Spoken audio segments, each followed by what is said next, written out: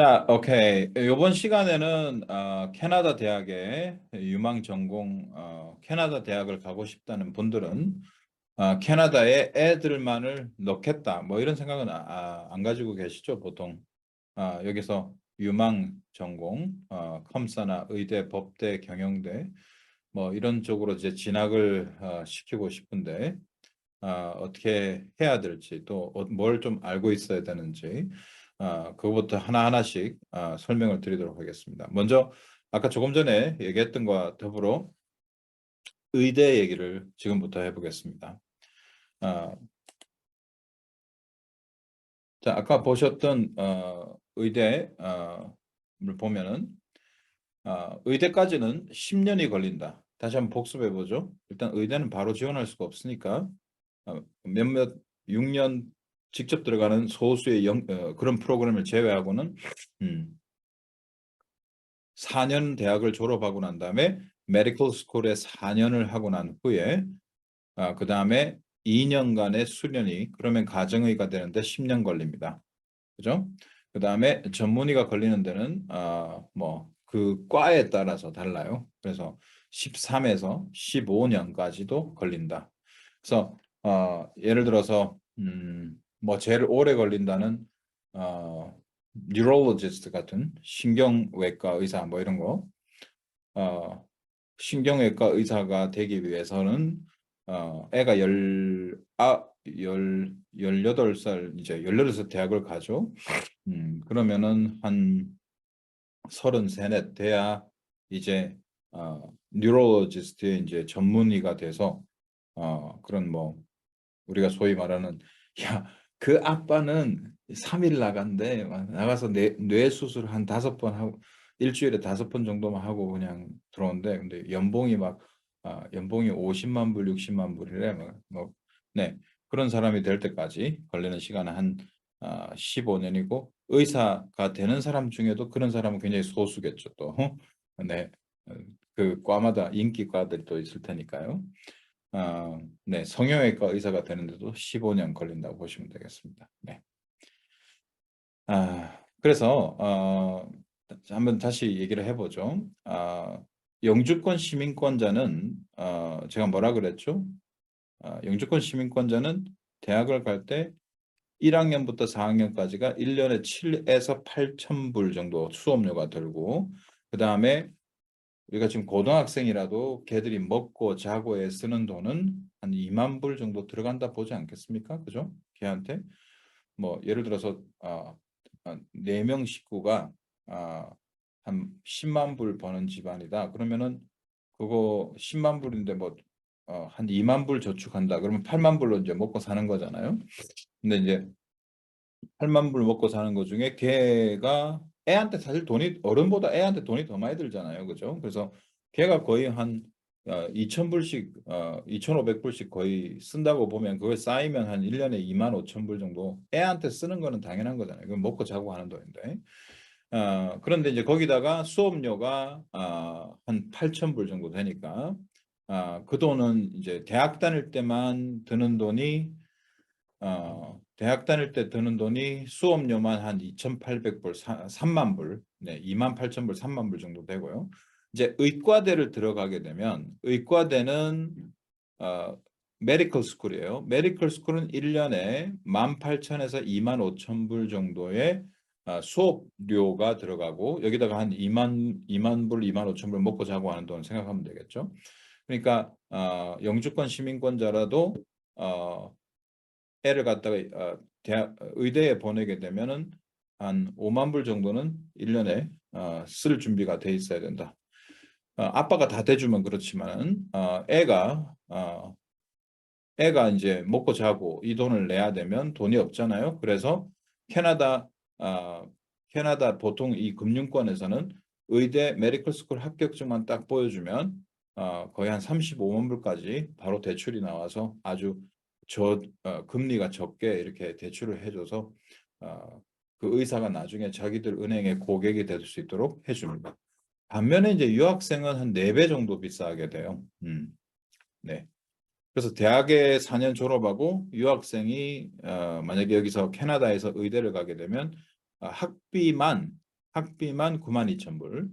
그죠? 그다음에 거기다가 이제 먹고 자고 쓰는 한 2만 불은 또 붙어야 되는 거죠. 음. 자, 그다음에 한국 유학생은 의대에 입학할 수 있나요? 계속 물어보는데 있습니다. 네. 캐나다 의대도 있지만 수가 적어서 그렇지 있어요. 그죠? 그러나 더 문제는 뭐냐면 의대를 졸업할 수 있지만 아까도 말했지만 의대는 졸업해서 바로 의사 자격증이 나오지 않는다. 레지던트 매칭을 해서 그걸 했는데 한국 애들은 레지던트 매칭을 거의 못하기 때문에 의사 자격증을 받기가 뭐 힘들다. 근데 이제 의대를 다니면서 영주권을 신청해서 그 4년 동안에 영주권이 나오겠죠. 의사인데 그죠? 메디컬 스쿨 다니는 사람은 뭐 웬간해선 나오지 않겠어요? 그리고 나와서 이제 그걸 신청한다. 그렇게 생각해가지고 하고 남자애 같은 경우에는 영주권이 안 나오면 뭐 중간에 끊고 가서 군대 갔다 오고 뭐 이렇게 해도 되는 거죠. 그죠? 네.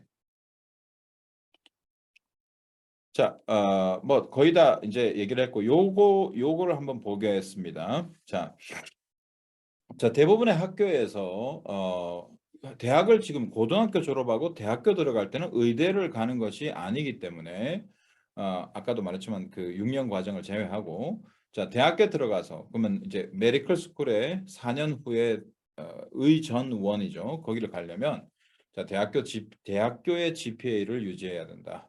자, all A다 이렇게 보시면 되는데 대학은 지금 캐나다에서 가장 많이 쓰는 게 A 플러스 A, A 마이너스 B 플러스 뭐 이런 식이에요.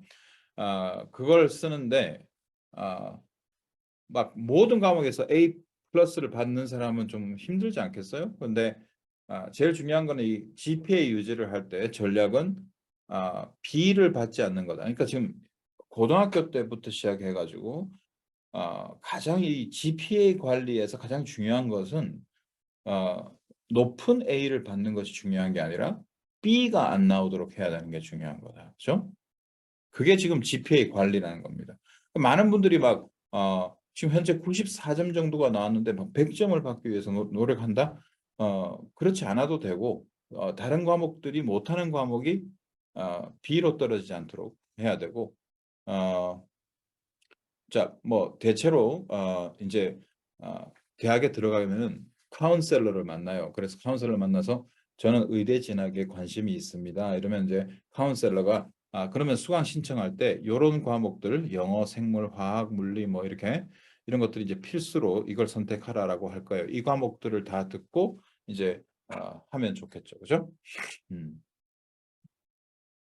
근데 우리나라 애들이 다 떨어져 나가는 데가 이 영어니까 영어 공부를 갖다가 중고등학교 때 열심히 해서 대학교 가서 이 영어 때문에 낭패를 보지 않도록 모든 자, 그 의대를 가겠다고 생각을 했다가 포기하는 애의 80%가 이 영어 성적이 B가 나오거나 뭐 C가 나오거나 이렇게 되면 그다음부터는 그냥 안녕 이렇게 되는 거예요. 그래서 뭐 우리 애는 수학은 잘하고 과학을 잘하는데 영어는 좀 딸려요. 이런 얘기를 하는 거는 물론 위로는 좀 되겠죠.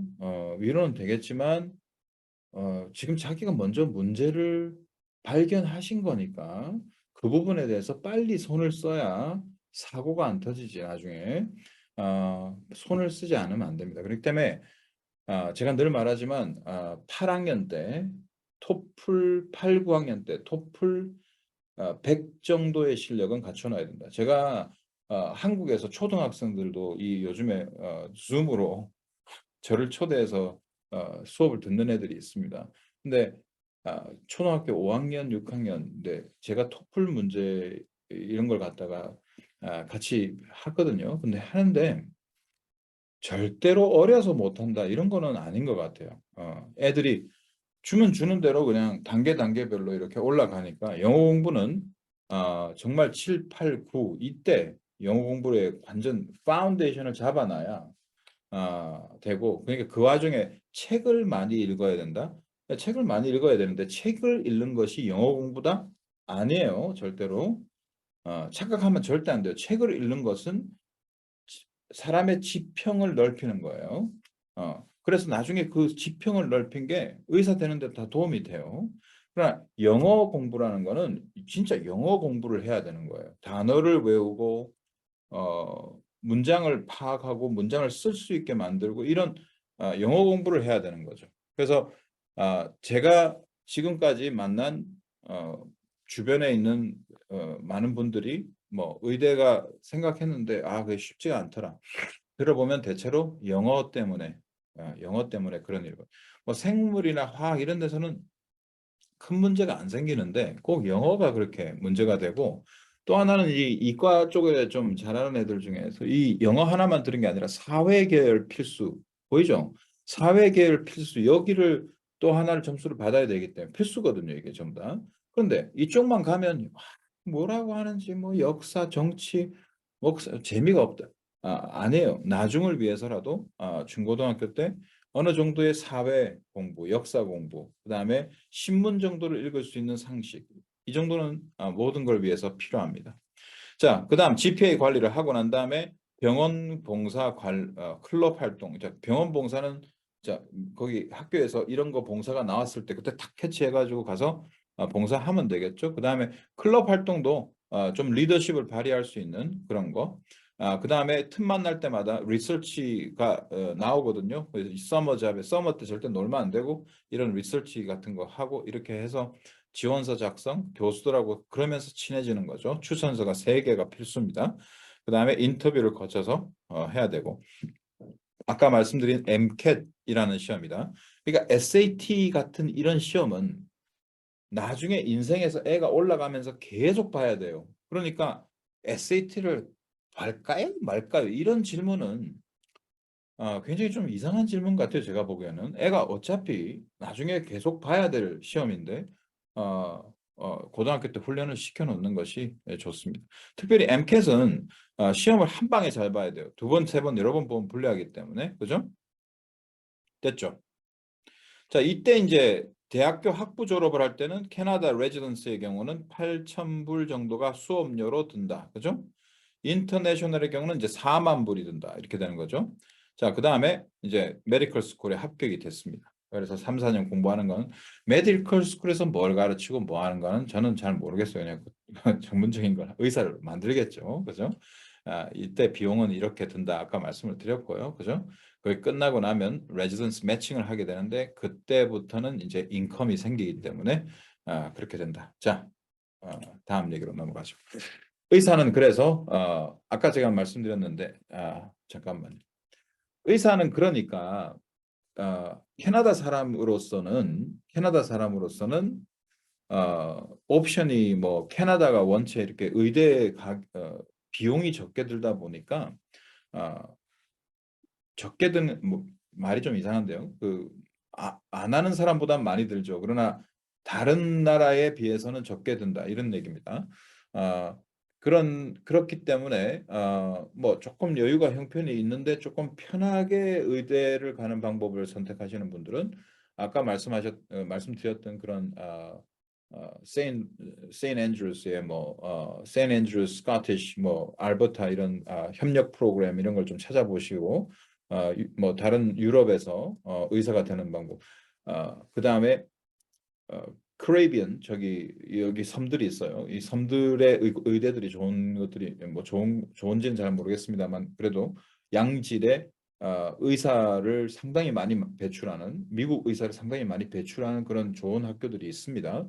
그래서 그런 학교 제가 설명회도 여러 번 갔다 왔는데 거기 보면은 오는 사람들이 그쪽은요 대부분 이런 인도 계통 그다음에 파 저기 퍼시안들 그죠?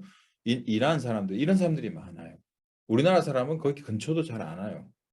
어, 그러니까 잘 모르니까 그렇겠죠. 그래서 그런 설명회를 들어보면은 여기서 바로 지원해서 5, 6년, 6년 이렇게 그리고 또 비용이 또 많이 들기 때문에 또 학교에서 장학금 뭐 어떻게 하면 또 론도 해주고 이런 식으로 여러 가지가 있는데 저희가 이 부분에 대해서 굉장히 잘 알고 있거든요. 그러니까 인터내셔널 스튜던트 같은 경우에는 캐나다 메디컬 스쿨에 입학을 하게 되면 돈이 너무 많이 들게 될 수도 있는 거니까 애시당초 근데 또 캐나다 대학을 4년 동안 다니면서 1년에 6만 불, 7만 불씩 쓰는 거죠, 그게.